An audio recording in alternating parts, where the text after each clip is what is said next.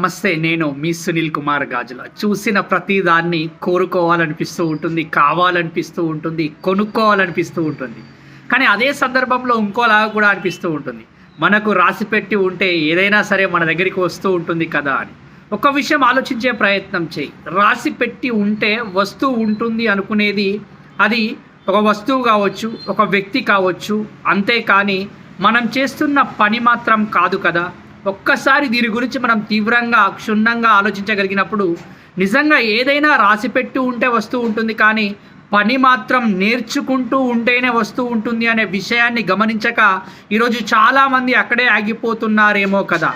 దీనికోసం మనం చేయాల్సింది ఏంటి అనుకున్నప్పుడు ఒక చిన్న ప్రయత్నం చేయకుండా చేతులు ముడుచుకొని కూర్చొని నాకు కావాలనుకున్నప్పుడు రావాలనుకున్న సమయంలో రావాలని రాసిపెట్టి ఉంటే వస్తుంది అని కూర్చున్నంత కాలం నువ్వు అక్కడే ఆగిపోతూ ఉంటావు. ఈరోజు చాలామంది మరీ ముఖ్యంగా విద్యార్థులు చదువుని కూడా ఇలానే అనుకుంటున్నారేమో కదా.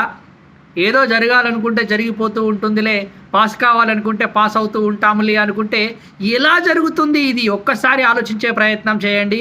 చదివితేనే వస్తూ ఉంటుంది, నేర్చుకుంటేనే వస్తూ ఉంటుంది, చేస్తేనే పని వస్తూ ఉంటుంది కదా. కాబట్టి అన్నీ రావాలి అని కోరుకుంటున్న నువ్వు ప్రయత్నాన్ని ఆపకుండా చేస్తూ ఉన్నప్పుడు మాత్రమే ఫలితాన్ని పొందడానికి ఆస్కారం ఏర్పడుతుంది.